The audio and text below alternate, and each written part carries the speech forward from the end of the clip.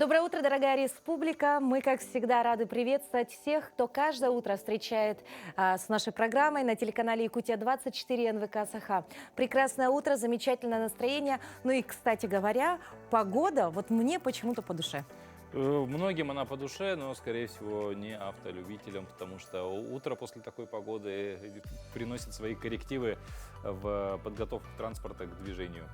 Но это такие, знаешь, мелочи, а в целом, если взять вот так, для детей радость, ты О, представляешь? это да, это вообще здорово. Это радость. И тепло, и погулять можно, и свежим воздухом подышать, а через это, наверное, и родителям радость, потому что дети дышат свежим воздухом, это всегда прекрасно. Но вот для тех, кто, возможно, еще не знает, какая погода за окном, следующая информация. В центральных районах температура воздуха на 6 часов утра была на отметке минус 6 градусов. В Заречной группе 6 плюс 3.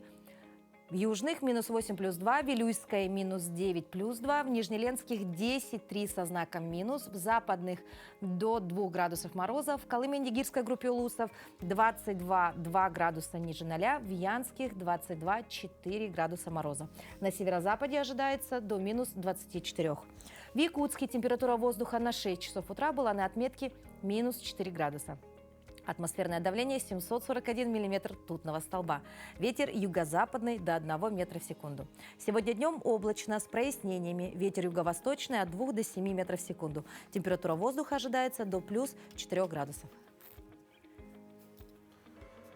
Мы продолжим говорить, да, про то, что прекрасно сейчас детям гулять на площадках, да и просто можно, мне кажется, даже недалеко в лесок куда-нибудь выехать, так не заходя вглубь зимним таким весенним лесом насладиться. Да. Но, как говорится, поразвлекаться, повеселиться детям — это всегда пожалуйста. Но наверняка многие родители практически ежедневно сталкиваются с проблемой, когда трудно или даже практически невозможно вовремя разбудить детей. Или же сами малыши все время жалуются на то, что просыпаться и вставать не хочется и никакого настроения у них нет. Значит, пора разучивать упражнения утренней зарядки для детей. Личный пример родителей для ребенка убедительнее всяких аргументов. И лучшим способом привить ребенка к физкультуре. Да, к физкультуре, это, конечно же, заниматься вместе с ним. Доброе утро, дорогие зрители! Сегодня мы будем показывать с моей дочкой парные упражнения с мячиком на силовую часть, на все тело. Первую тренировку смотрим прямо и прорабатываем весь корпус. Ручки наверх. Анечка от меня наклонилась и мячик забрала.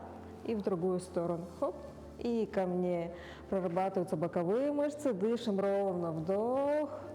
Выдох. Взрослому человеку, например, с ребеночком тяжело. И больше сильнее прорабатываются мышцы.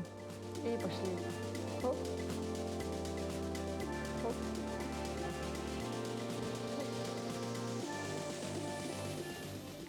Хоп. И выдох. Это первый комплекс, можно сделать 10-15 повторений. Следующий комплекс, мы поворачиваемся друг к другу к лицу с партнером и делаем приседания, и тем самым играем с мячиком. Хоп, садишься ровно, хоп, выдох, упор на пяточки, в игровой форме с детками, да, детки хорошо играют, хоп, мячик. Внимание, концентрируемся и тратим лишнюю энергию. Хорошо, выдох. Следующая серия упражнений мы будем делать на коврике. Вдруг берем мячик и круговыми движениями передаем. Хоп. Прорабатываются косые мышцы живота, животик можно прижать. Хоп. Также и может и в другую сторону пошли. Хоп, Аня, лови. Вестибулярный аппарат, да? Хорошо прорабатывается.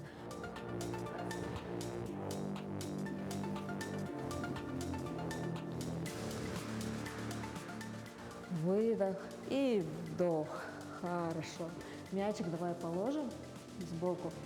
Беремся цепкой с ребеночком друг к другу.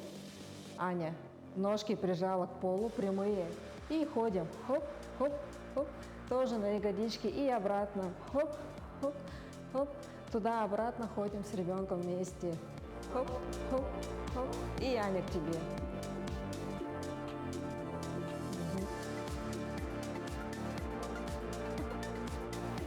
И к тебе. Вот такой комплекс мы с Аней показали вам сегодня, чтобы вы были здоровы, энергичны и бодры. А тем временем на календаре у нас сегодня, конечно же, 2 апреля, и, как как и любой другой праздник. Ой, как и любой другой день он ознаменован чем-то. Вот чем по празднике, сегодняшний день ознаменован, мы узнаем чуть попозже, после того, как наши коллеги из информационной службы расскажут о последних новостях.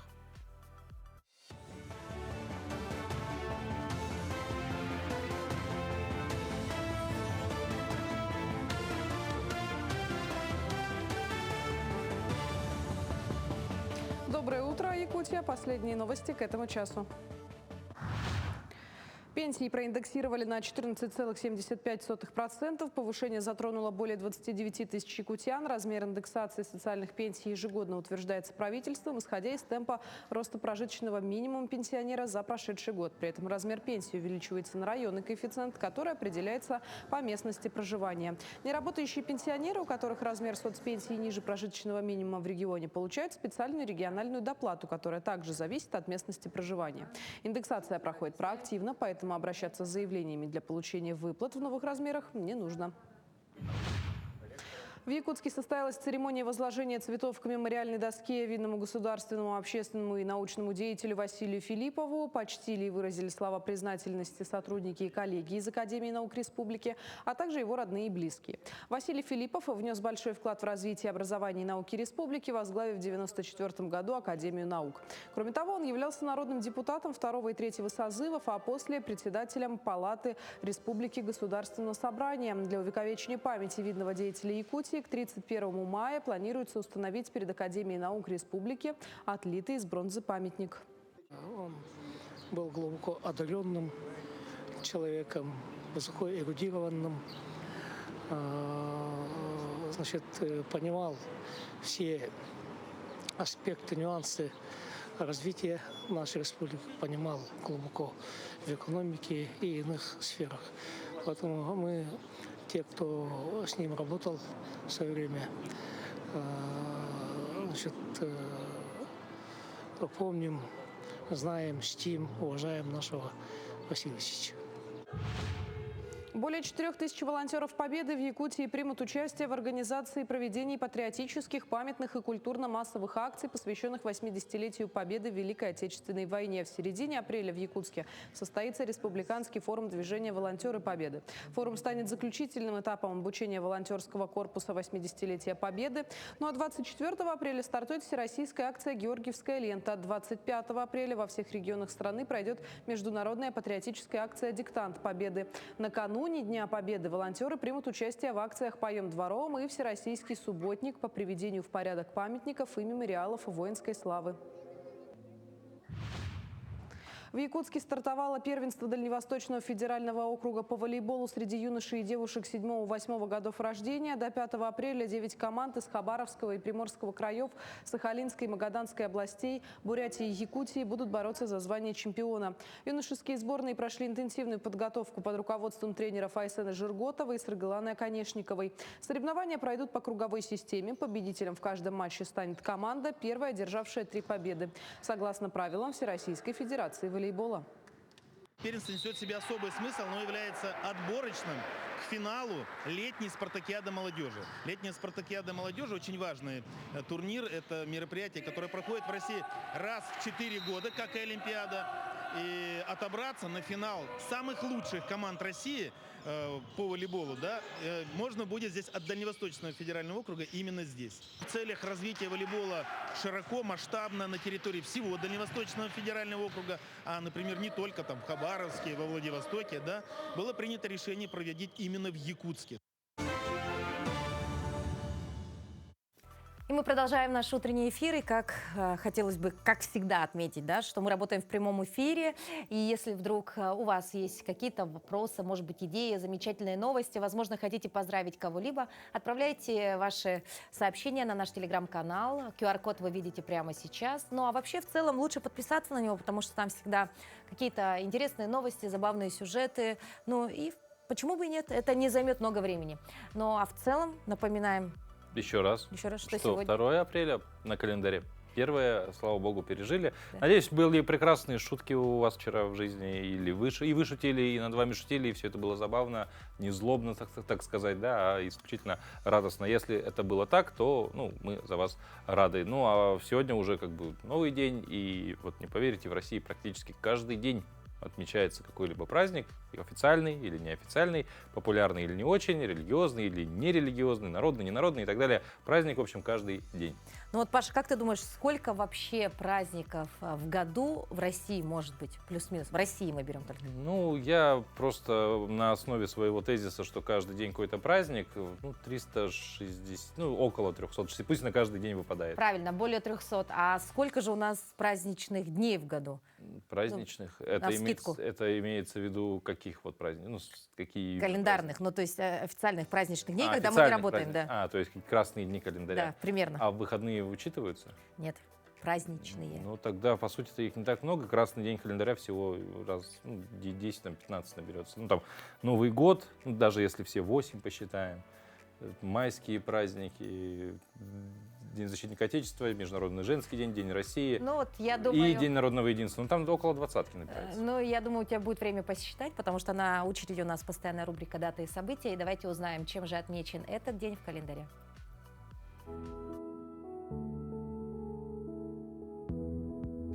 На календаре 2 апреля. Сегодня Международный день детской книги. День гражданского активиста в Республике Саха, Якутия. По народному календарю Фатиния Колодезница. Благодаря 2 преданиям о встрече с Христом у колодца и о смерти мученицы в колодце на Руси в этот день особо почитали колодезную воду. Считалось, что на Фатинию она приобретает целительные свойства. Обязательно в этот день нужно было умываться водой из колодца, так можно было излечиться от разных недугов, в первую очередь от лихорадки. Этот день в истории. 1698. Петр I побывал на заседании английского парламента. 1792. В США основан первый монетный двор. 1876. Подведен итог работы комиссии для изучения медиумических явлений, созданной по инициативе Менделеева. 1912. Впервые в печати упомянуто слово «джаз». В этот день родились Карл Великий, король франков, император Запада; Мария Мериан, немецкая художница и гравер, энтомолог; Джакомо Казанова, итальянский авантюрист, путешественник и писатель; Ганс Христиан Андерсен, датский поэт и прозаик, писатель-сказочник; Эмиль Золя, французский писатель, публицист. Именины сегодня отмечают Иван, Клавдия, Максим, Мария, Мирон, Никита, Прасковья, Светлана, Севастьян, Сергей и Ульяна.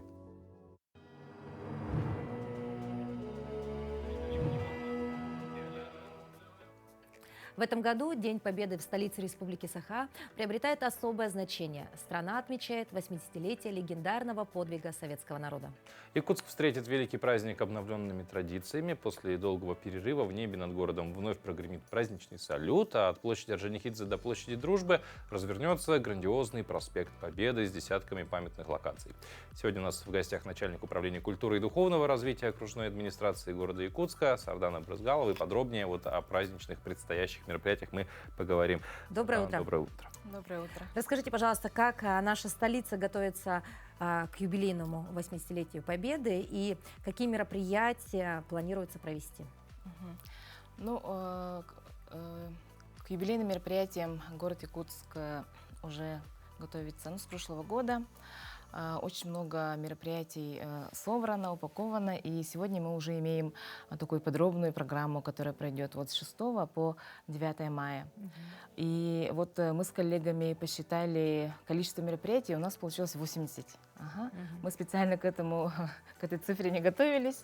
Так случилось. Да, так символично случилось, что у нас в рамках победы Великой Отечественной войны, 80-летию, пройдут около 80 мероприятий. Символизм такой прослеживается, да? Ну проспект Победы, мы заявили о нем. Что за концепция такая? Как это будет выглядеть? Почему именно от площади Орджоникидзе до площади Дружбы выбрано? У нас этот проект, он происходит впервые. И, конечно же, цель понятная, это увековечение памяти, дань уважения и, патриотизм, чувство патриотизма. Пройдут очень такие разнохарактерные мероприятия. У нас локация выбрана специально, чтобы это был центр, чтобы проспект Ленина превратить в проспект Победы. Будут созданы такие атмосферные вот точки, да, по проспекту. И с площади Орджоникидзе до площади Дружбы у нас пройдут с утра до вечера вот разноплановые, массовые, где-то локальные, выставочные зоны, концертные программы.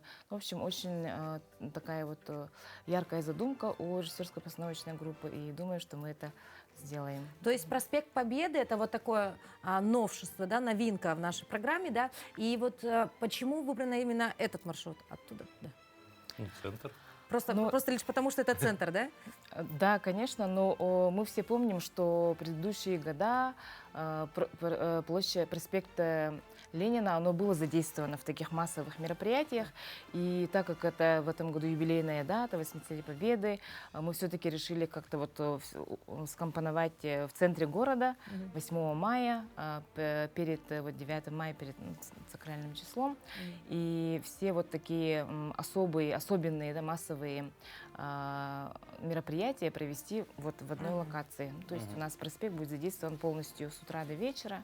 Ну, наверное, еще раз, да, уточнить для зрителей, что, ну, просто может слышаться, что как будто это вот про какое-то шествие. Нет, там будут стационарные локации в том числе находиться, можно будет поучаствовать. Вот как раз про эти локации, может быть, несколько перечислите, чего горожанам, гостям столицы ждать вот на проспекте Победы. В общем, у нас с утра все в 10 часов начинается с трансляции военных песен по всему проспекту.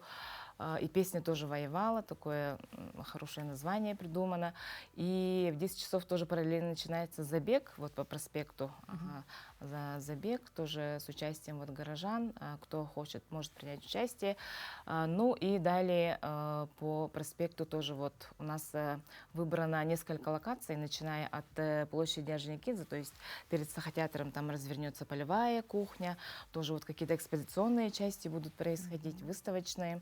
Потом Московский, вот перед Московским вот сквер же есть, там тоже будет отдельная программа. Потом перед кинотеатром Центральный, далее у нас Русский театр тоже вот свою локацию делает, представления, концертные программы. Потом площадь Республики у нас будет задействована полностью. Вот памятник Ленина, тоже площадь имени Ленина тоже будет задействована параллельно. Ну и далее сквер академику Ларионова, ну и Орджоникидзе вот завершает. Такие локации выбраны. Очень много моментов тоже будет использовано. Мы еще в одной из зон планируем провести вот такую акцию с участием художников.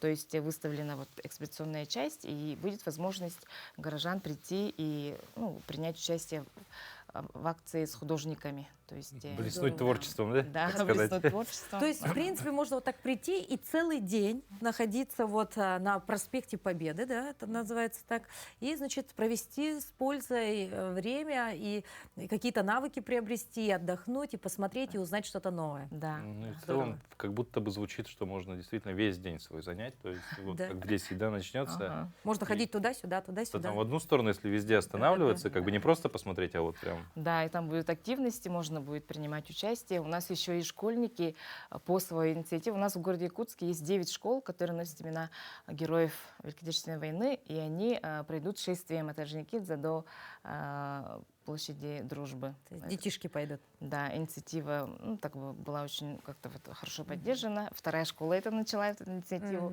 Ну и 9 школ подтянулись, и мы делаем шествие. А вот еще по поводу акции «Вальс Победы» расскажите нам. «Вальс Победы» — это такая патриотическая акция, которая вот по всей России происходит уже несколько лет. У нас в республике 6-7 лет активно происходит, но по своим точкам. И в этом году мы решили пригласить всех на одну точку. То есть у нас такие планы масштабные, скажем так. Планируем участие 7 тысяч пар. На сегодня мы собрали 4 тысячи пар. Пользуясь случаем, хочется пригласить всех принять участие на этой акции, отдать дань уважения вот от нашего поколения к тому поколению, которые ковали победу. Но это такое символичная будет точка, и в один момент проспект Ленина должен превратиться вот в Вальс Победы. То есть Да. прям весь проспект. Весь проспект. Ну, как бы 7 тысяч человек или пар? вы Пар. сказали? Пар, это 14 тысяч 14. человек. Ну, в целом, как Представляешь? будто бы там вот просто, да, это... И они Да. будут все вальсировать еще. Да. Ну, Это ну, же у здорово. это Масштабно. Еще бы с какой-нибудь высокой точки была бы возможность на это все смотреть. Мне кажется, очень красиво это будет все выглядеть. Да, да, да. Но у нас есть техника, которая, возможно, снимет это все с высоты птичьего полета, и можно будет посмотреть красивые кадры. Ну, как минимум, постоять рядом и почувствовать этот вайб, как сказала бы молодежь, возможно. А может быть и присоединиться к этому Да, танцу конечно. было бы очень здорово. Итак, значит, у нас все это будет проходить какого числа? 8 мая. Это 8 мая у нас будет проходить. Поэтому, дорогие телезрители, не планируем ничего на 8 мая. Уже а в календарике все записываем Да, за что месяц заранее. будет замечательное торжество на нашем проспекте. Спасибо большое за то, что посетили наш утренний эфир. Мы надеемся, что все запланированное городской окружной администрацией обязательно воплотится в жизнь. Ну и, собственно, горожане и гости нашей столицы смогут оценить ваш труд. Спасибо большое. Спасибо. Ну а в Якутия в этом году отмечает также столетие Гаврилы Иосифовича Черяева, выдающегося государственного деятеля, первого секретаря Якутского обкома КПСС, кавалера орденов Ленина, Октябрьской революции и 2 орденов Трудового Красного Знамени. И сегодняшняя рубрика «История в кадрах» посвящена человеку дальновидному стратегу, предвидящему будущее Якутии Гаврилу Черяеву.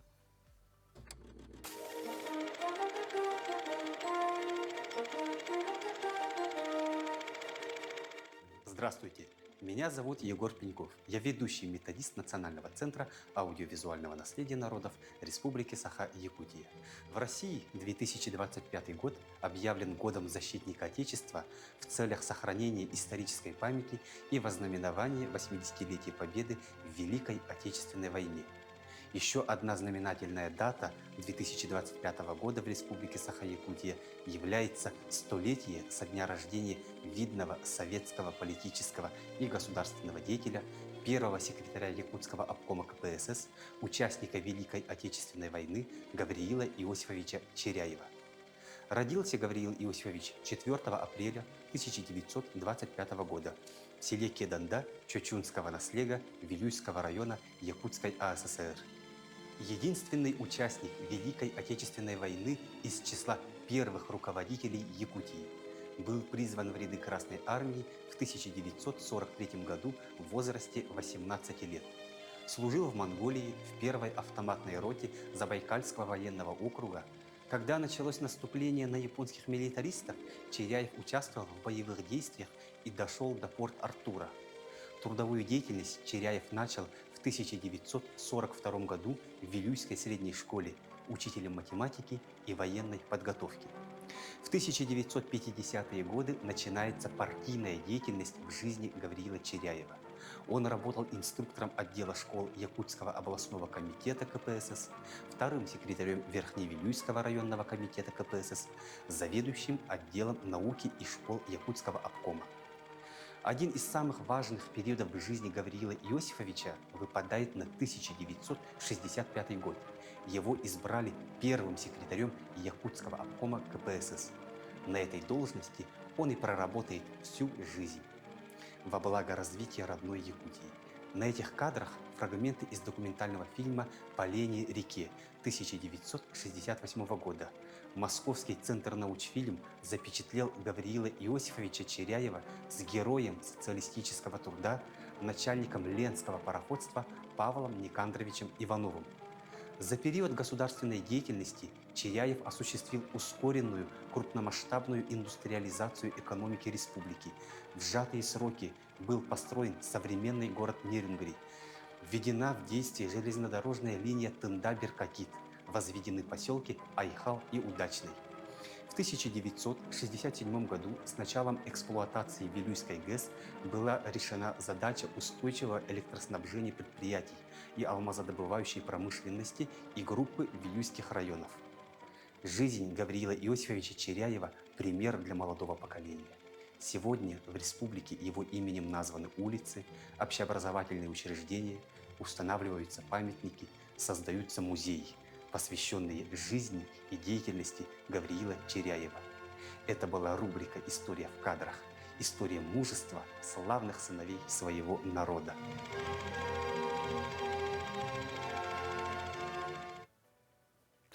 В Якутии начался месячник охраны труда, приуроченный ко Всемирному дню охраны труда. И в этом году он посвящен влиянию цифровизации и искусственного интеллекта на безопасность и здоровье работников.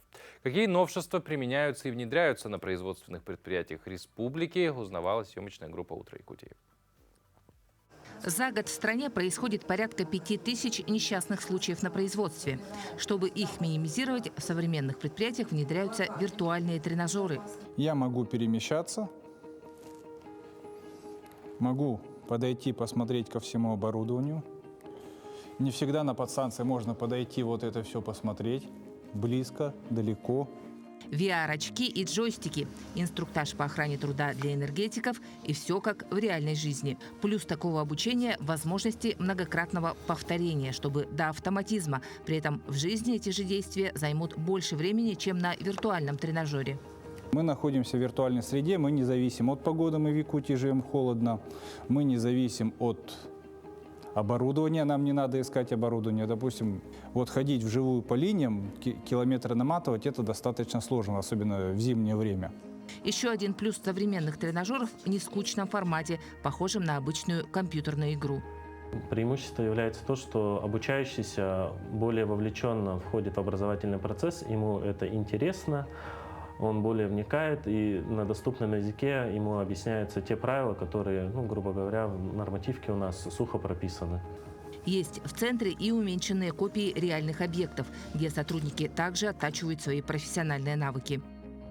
Страховую систему стегнем в крупную точку, и можно уже безопасно, поднимаясь, естественно, не боясь своей жизни.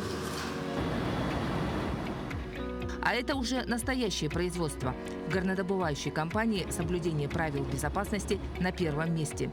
Главное золото для нас – это жизнь и здоровье людей, наших сотрудников. Поэтому все сотрудники, независимо от профессии и должности, соблюдают нормы и правила охраны труда, промышленной и пожарной безопасности. Правило 3 точек опоры, разделение на зеленую, желтую и красную зоны – здесь неусловные понятия. Здесь у нас находятся корпоративные мобильные устройства, в которых установлены специальные программы. Каждый работник перед тем, как приступить к работе, на рабочем месте проводит оценку риска. Проверяется спецодежда, коллективные средства защиты, состояние подходов к рабочему месту. Если работник выявляет несоответствие на рабочем месте, он делает отметку в этой карте, руководитель прибывает на это рабочее место, принимает меры по устранению этих неисправностей, и только после этого работник может приступить к выполнению работ. У офисных работников свои ноу-хау, мотивационные программы сбережения здоровья. В компаниях поощряют за отказ от курения. Вместо перекуров теперь физкульт-минутки, как в советское время. И даже начали премирование за сдачу нормативов ГТО. Тем самым мы привлекаем наших сотрудников к здоровому образу жизни и к хорошей работе. В итоге выигрывают все. Больничные сотрудники берут реже, а производительность и мотивация труда повышаются. Туяра Филиппова, Петр Шестаков, Виктор Дичковский, Тампонский район, Якутск. Безопасность на рабочем месте зависит не только от работодателя. Ответственность за исполнение правил должны взять и сами сотрудники. В целом, здоровье – это, конечно же, бесценное достояние каждого человека. Вовремя принятые профилактические меры позволят не только его укрепить, но и вылечить выявленные заболевания с наибольшим успехом.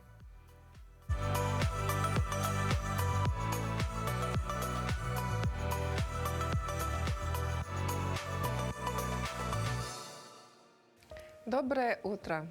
С 2024 года проводится диспансеризация по оценке репродуктивного здоровья для мужчин и женщин в возрасте от 18 до 49 лет. Это новый вид диспансеризации, который доступен с прошлого года. Это важное исследование, которое не стоит пропускать или игнорировать, даже если вы пока не планируете детей. Как проходит диспансеризация? Она проводится в 2 этапа. На первом этапе женщинам проводится осмотр акушером-гинекологом, пальпация, осмотр молочных желез, осмотр шейки матки с забором материала на исследование, микроскопическое исследование мозгов, цитологическое исследование мозга. В возрасте 18-29 лет лабораторное исследование мозгов с целью выявления возбудителей инфекционных заболеваний, органов малого таза.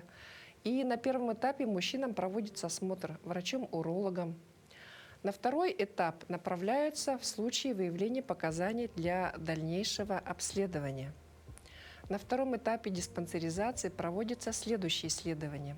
Для женщин это лабораторные исследования мазков в целях выявления возбудителей инфекционных заболеваний органов малого таза методом ПЦР.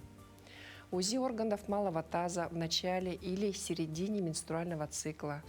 УЗИ молочных желез. Повторный осмотр акушером-гинекологом. Для мужчин проводится следующее обследование. Это спермограмма, микроскопическое исследование микрофлоры или ПЦР, УЗИ предстательной железы органов мошонки, повторный прием врачом-урологом или хирургом. Все обследования можно пройти бесплатно в своей поликлинике, к которой вы прикреплены. Для прохождения диспансеризации необходимо определиться с днем, удобным для вас, согласовать дату похода в поликлинику с работодателем. В этот день можно получить освобождение от работы с сохранением заработной платы согласно федерального закона. Записаться на диспансеризацию можно через личный кабинет госуслуги, через мобильное приложение к врачу, через единый контакт-центр 122, через регистратуру поликлиники. Будьте здоровы!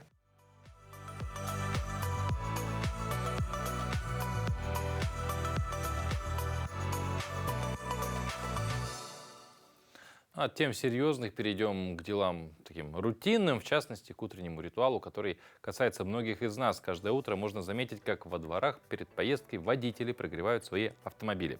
Для многих автомобилистов прогрев двигателя – это обычная практика, но у автоэкспертов мнения на этот счет различаются. Производители порой тоже дают разные рекомендации. Вот попробуем разобраться, зачем прогревать машину, а главное, как это делать правильно. Наступила весна, друзья.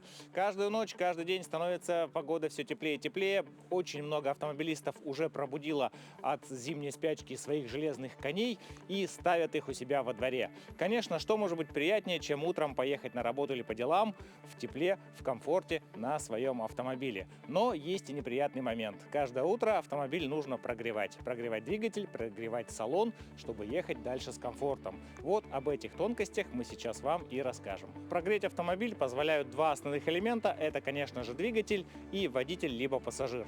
И если человеческого тепла порой не хватает для того, чтобы привести салон в комфортную температуру, то двигатель для этого и создан. Что ж, начнем. Ух, все еще холодно в машине. Что ж, поскорее запускаем наш двигатель. Есть нюанс, при запуске двигателя лучше выключить печку, точнее запускать двигатель с выключенной печкой. Это позволит ему после морозной ночи проще запуститься. Далее выставляем, конечно же, в режим обогрева наш отопитель. Но здесь есть важный момент. Нельзя сразу ставить максимальную температуру и максимальную скорость вращения вентилятора, потому что от перепада температур может треснуть, во-первых, лобовое стекло, и, во-вторых, очень быстрая циркуляция воздуха не позволит ему прогреться. Поэтому выставляем температуру примерно в серединку, скажем, градусов 25-26 приблизительно, а скорость вращения вентилятора ставим на единичку или на двойку. Это позволит воздуху нагреваться плавно, параллельно с прогревом двигателя и поможет избежать лишних перепадов температур.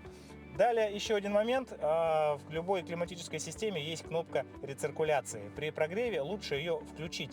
Таким образом, воздух из салона, уже достаточно теплый, будет позволять быстрее прогреться, нежели воздух, который забирается снаружи. Нюанс: после движения в течение 15 минут желательно кнопку рециркуляции отключить, иначе от вашего дыхания будут запотевать стекла. Далее можно включить последовательно все обогревочные приборы, которые в автомобиле присутствуют. Например, это может быть подогрев руля, подогрев сидений, подогрев заднего стекла. Это позволит салону чуть-чуть быстрее прогреться.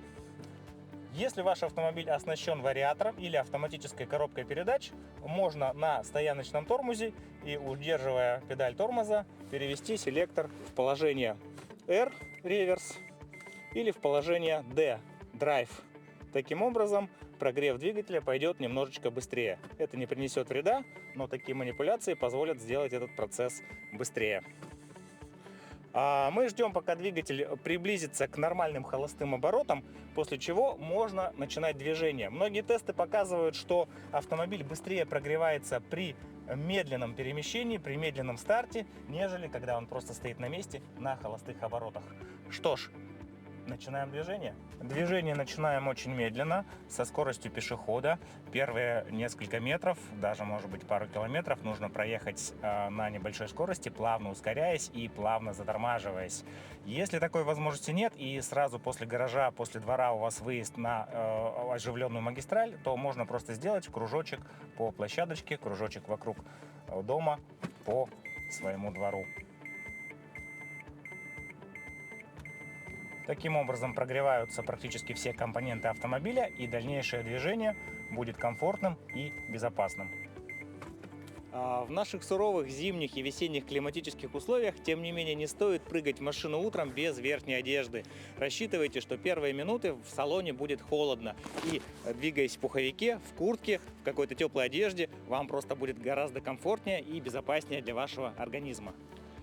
Еще один традиционный лайфхак, который позволит вам избежать запотевания стекол. Заключается он в использовании обычного силикогельного наполнителя для кошачьих туалетов. Берется носок детский, новогодний, силикогель засыпается в носок, таким образом создается у нас подушечка, впитывающая излишнюю влагу, и эту подушечку дальше можно разместить либо на панели перед стеклом, если у вас запотевает лобовое стекло, либо под сиденьем, и это позволит вам убрать излишнюю влагу из салона автомобиля. Пользуйтесь, ездите на здоровье, будьте внимательны на дорогах. Всего хорошего! Интересные такие лайфхаки, помогающие нам жить, особенно автомобилистам. Ох уж эти заимствованные слова, Паша. Они, мне кажется, повсюду, да? А ведь есть люди, кто даже и не знает, что же означает слово лайфхак. Ну, по-простому, наверное, какая-то хитрость, может быть, в какой-то степени мудрость. Нет, скорее всего, ближе, наверное, к хитрости, которая помогает более эффективно что-то использовать. Ну, если мы говорим про бытовые какие-то приборы, да, более эффективно их использовать или более эффективно, опять же, выполнять процесс разогрева автомобиля, необходимый так в наших северных условиях. Ну и вот в этом случае наш юный корреспондент также решила узнать, какой же сегодня современный молодежный сленг. Сегодня мы узнаем, какие современные слова знают жители нашего города. А какие современные слова вы знаете? О, я могу сказать кринж, рандомно. Какие ваши слова, в вашей молодости или детстве были более модные, то есть типа тогда? Можно произносить, да? Да, можно. Да? Стрёмно. Я порадовала тебя, но так вот, чтобы вспомнить такие, какие мы слова произносили, у нас это считалось, неправильно, что ли. Да?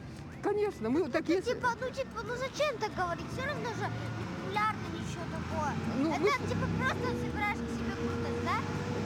Понимаешь, мы слова крутые не знали. Мы просто росли, все были одинаковые. Мы играли, какие игры?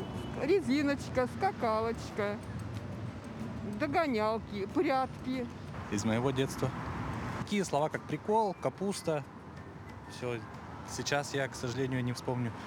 Креативный. Хайп, кринж. Рофл. Веном. Ну, это очень крутой. Сигма, рофл, пранк. Крутой. Куртышка. KFC. Босс KFC. Это жирный человек. Кринж. Кринж. Рофл. Рофл. Кринж. Трэш, не знаю. Рофл — это типа шутка. Свага. Только это знаю. Значит, что-то типа крутость, что-то в этом роде. Стиль, типа такого. Век живи, век учись, можно так сказать, да? Молодежный сленг – это слова и выражения, популярные среди детей и подростков.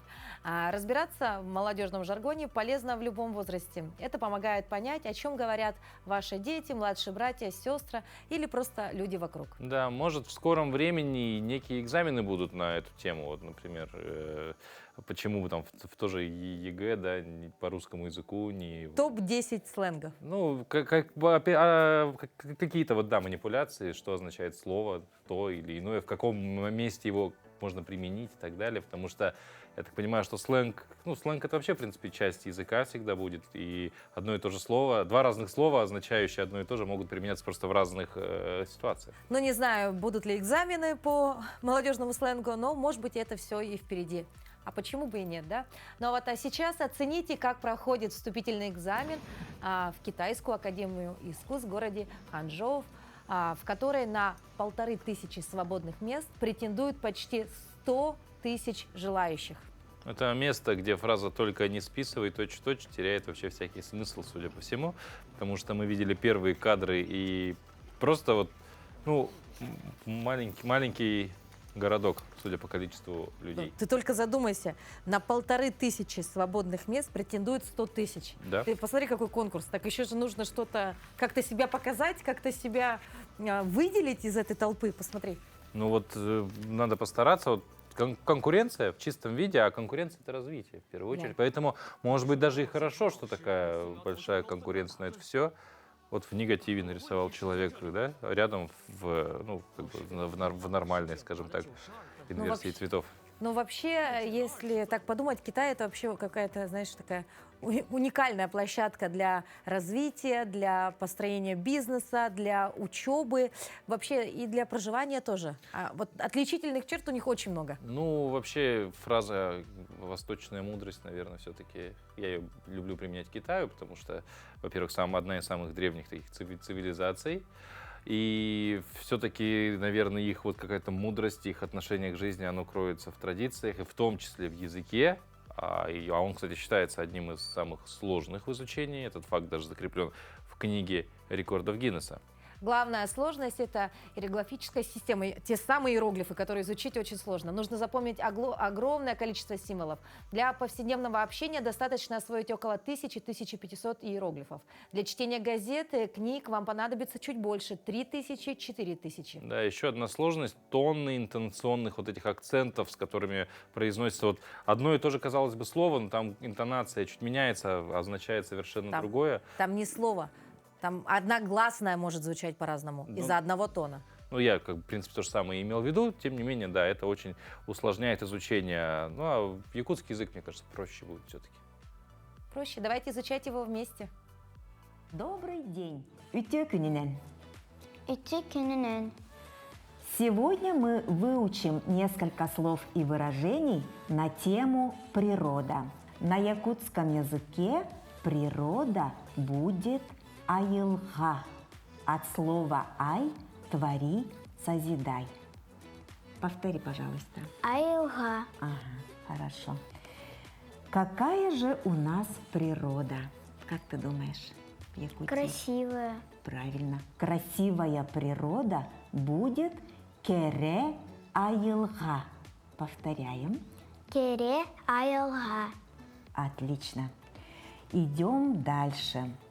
Скоро у нас наступит лето. А летом у нас самое синее небо. Небо на якутском языке будет халлан. Халлан. Угу. Трава – это от.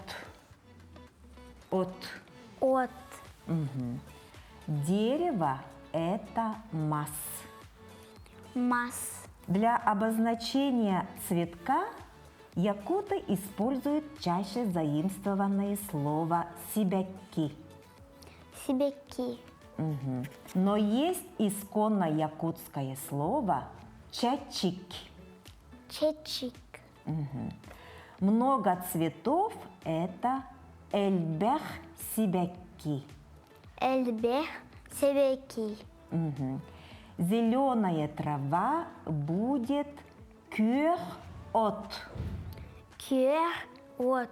Бабочка – это лых. Лых. Угу. Воздух – это салгын. Салгын. Угу. Чистый воздух – ырас салгын. Ырас салгын. Угу. Река – это өрүс. Өрүс. Теперь попробуем составить из этих слов простые предложения. Природа оживает. Айылға угуктар. Айылға угуктар. Трава зеленеет. От көрір. От Көрір. көрір. Молодец. Цветок распускается. Себекки тыллар. Себекки тылар. Молодец. Бабочка летает. Лых көтөр. Лых кетер. Воздух чистый. Салгын ырас. Салгын ырас. Река течет. Өрүс устар. Үрүс үстар. Дерево растет. Мас үнер. Мас үнер. Птичка поет. Чычах ылыр. Чичах ылыр. Дождь идет. Ардах тюхер.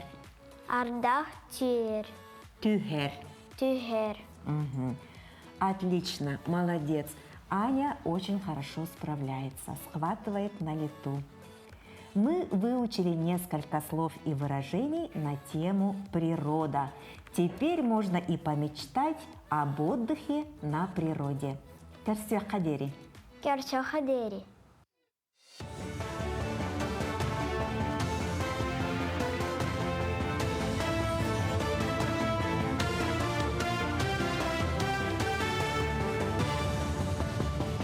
Мы продолжаем освещать самые заметные события. Доброе утро.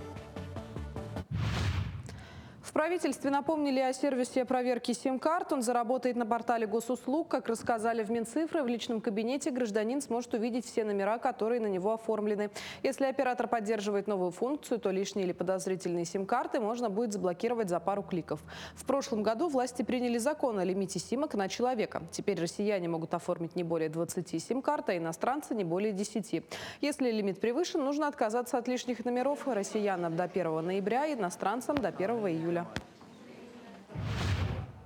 Межрегиональная выставка «Медэкспо. Здоровье и красота», приуроченная ко Всемирному дню здоровья, пройдет в торговых рядах Кружала с 9 по 11 апреля. Горожане и гости столицы в рамках уникального мероприятия смогут получить консультацию квалифицированных специалистов. В рамках выставки посетители смогут обратиться к неврологу, дерматологу, психиатру, наркологу, клиническому психологу, фтизиатру и офтальмологу.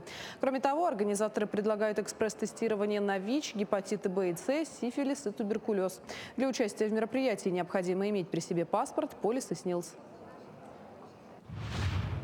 Повышение возраста молодежи в России даст возможность большему числу людей воспользоваться социальными льготами, заявила сенатор Наталья Косихина. Согласно федеральному закону о молодежной политике в РФ, сейчас молодыми считаются люди в возрасте от 14 до 35 лет. Однако Всемирная организация здравоохранения подняла возраст молодежи до 44 лет, после чего о таком повышении заговорили и в нашей стране. При этом сенатор подчеркнула, что повышение возраста молодежи не имеет ничего общего с повышением выхода на заслуженный отдых по достижению пенсионного возраста и попросила разделять эти вопросы. Детские лагеря в Якутии готовятся принять детей на летний отдых. Так, на территории республики к работе приступит около 550 лагерей разных типов. Их охват составит более 50 тысяч детей. Планируется отдых как в самой Якутии, так и за ее пределами. Кроме того, с 1 апреля в силу вступил закон, затрагивающий образовательный процесс в детских лагерях России. Так, Министерством просвещения утверждена единая программа воспитательной работы. Она направлена на укрепление традиционных духовно-нравственных ценностей и включает в себя ознакомление с искусством и историей России, занятия спортом и формирование интереса к исследованию. Мы продумали очень хорошую концепцию. Концепция развития до 30 года. Сколько лагерей у нас может открыться в республике, мы спрогнозировали. Какие они могут быть, какие направления у них могут быть. Да? Сколько лагерей может принимать какое-то количество детей. Мы приняли в федеральном конкурсе, который называется «Быстро возводимые конструкции». Мы будем как раз-таки возводить в наших населенных пунктах 14 таких быстро возводимых модулей. В селе Пригородный состоялось торжественное открытие улицы, названной в честь общественного деятеля и заслуженного артиста якутской автономии Петра Пестрякова. Новая улица протяженностью в 1 километр получила имя известного деятеля в знак признания его вклада в развитие культуры и общественной жизни республики. Дорогие друзья! Да, Петр Петрович Пестряков действительно вклад очень большое дело в развитие эстрадного и циркового искусства. Организовал группу ребят, которые поехали обучаться в Государственное училище циркового и эстрадного искусства имени Михаила Карандаша Румянцева в Москве. Сегодня очень радостно, тем более 1 апреля, День смеха, он очень был юморным. К этому часу все. Эфир телеканала продолжит программа «Утро Якутии». Оставайтесь с нами. Якутский блогер Анастасия Груздева, впервые заявившая о себе с потрясающими кадрами, с теми самыми комарами на лице и со снежными ресницами, уже 4 года активно исследует родную республику Саха, открывая ее красоту миллионам зрителей. Да, ее уникальный контент, сочетающий в себе природную эстетику и глубокое знание местных традиций, нашел отклик не только у жителей Якутии, но и у аудитории по всей России и даже за рубежом. И сегодня Анастасия у нас в студии, и поговорим подробнее вообще об этом всем действенности. Доброе утро. Доброе утро. Доброе утро. Начнем, давайте туда С истоков. вернемся, да, с истоков, так сказать. Фото с комарами на лице. Это уже такой символ якутского лета. Расскажите, как пришла идея сделать это фото, случайно, специально, и как это все произошло? Или все-таки умеешь дрессировать комаров? Нет, приманивать я их не умею, а жаль, конечно. Хотелось бы управлять в Якутии этой силой. Это было случайно, это было просто у нас, где дамба, на 202-м. То есть обычно реально я собирала букетик, и такая, и за момент, за секунду они оказались на мне, и я такая, ну, почему бы и нет. А у меня просто низкий немного порог чувствительности, то есть я их сильно, мне не сильно больно, я не страдала, если что, в этот момент, и у меня не было отека на все лицо, нет. То есть это была просто фоточка, я согнала их, поехала обратно в город на велосипеде. То есть такая повседневная Вообще жизнь, абсолютно да? будничная ситуация. У меня была похожая история, но комаров было намного меньше. Так, а вот с ресничками? То же самое, просто иду до работы, дохожу до крыльца, такая, ой, как-то красиво замерзли. Селфи, да, и все. Тогда еще не было рилсов, не было ничего такого. То есть просто вот оп, и все. И фотография, да. Вот, собственно, комары. Да. Ну, а вообще, в целом, вот это же фото, наверное, делали для себя, в первую очередь, да? А как пришла идея начать блог? Ну, после того, как я сделала реснички, тогда, то есть, пошло как бы внимание, где это вообще сделано, кто это, где ты живешь, и то есть очень большая аудитория, она стала приходить с разных уголков мира, ну и как бы пришлось рассказывать, что это, где это, объяснять. Да. Поначалу это все было в таком как бы не очень серьезном плане, спросили, ответила, да? Ну, а сейчас вы целенаправленно ищете локации, да, и целенаправленно создаете красивые видео. И как вообще идеи сейчас приходят для видео? Ну, сейчас куда-то уже приглашают, конечно, то есть зовут там на какие-то мероприятия и про них рассказываешь. Но также есть какая-то моя сторона, где мне просто интересно. У меня есть рубрики, где я рассказываю про район. То есть беру какой-то район города и полностью делаю про него прогулку.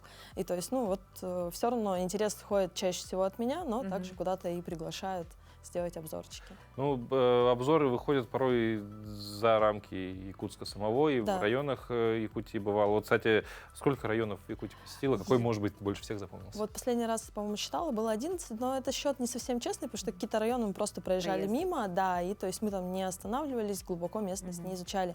И вот сейчас я как раз вернулась из Мирнинского района, в городе Мирный, там был у нас «Притяжение мирного», их фестиваль, и, наверное, ну, запомнился он, конечно, сильно, потому что нам там показали его обширно, да, то есть мы видели все, что, мне кажется, можно, хотя еще есть что исследовать, но вот эта вот Мирнинская трасса, а летом, осенью я делала с Якутска на машине путь через Нюрбу, через Вилюйск, вот, и в Мирный, получается, еще Ленск захватила. Ну, а вообще, какой у вас самый такой вирусный ролик или, возможно, пост о Якутии? И почему, вам кажется, он нашел отклик вот у там тысячи или миллионов зрителей? Ну, из последнего, наверное, это этой зимой я просто решила сделать, короче, Якутск, вот, и я просто шла и рассказывала про те вещи, которые мы каждый день видим, вот, но я про них рассказывала, там, вот это у нас трубы, они нужны для того-то, это у нас коржи машин, они нужны для того-то, и, ну, вот он собрал очень большое количество просмотров, я еще его разделила, я вначале там закончила на остановках, но их не показала, у меня там куча было отзывов, типа, где теплые остановки, мы их ждали. Вот. То есть ты уже так и играешь, да, со своими Не, просто все не влезет, это сильно большой, да, объем, то есть тут как раз их пришлось поделить. И второе, ну, из свежего, что я делала, это я решила сравнить сама, я никогда не была зимой в Петербурге и в Москве, то есть, ну, в те стороны зимой не выезжала, да, я сделала видео, где же холоднее. Вот, ну, конечно, я сделала его с таким подстёпом, что, конечно, у нас в Питере холоднее, потому что все всегда говорят, что, ой, у нас так холодно, вот. Там влажность другая. Да. И вот. Анастасия, но многие вас задаются вопросом, приезжий ли вы человек или все-таки вы местный человек, который ведет вот такой интересный блог о Якутии? Да, кстати, многие задают реально вопрос, то есть откуда вы? Да. Я из Якутии, с поселка Усть-Мая. Это у нас в сторону... Как объяснить? Хабаровска, короче.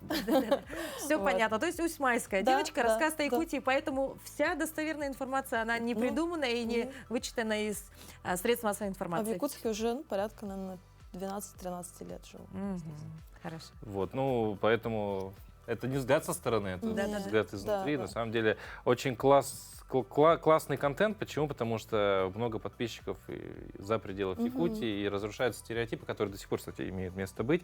Мы, к сожалению, об этом поговорить, дорогие друзья, Но- уже не успеем, скорее всего, поэтому подписывайтесь Один на вот телеграм-канал. вопрос, Мы один вопрос там у нас. продолжим. Как относитесь к критике? Вот с этим же тоже очень сложно.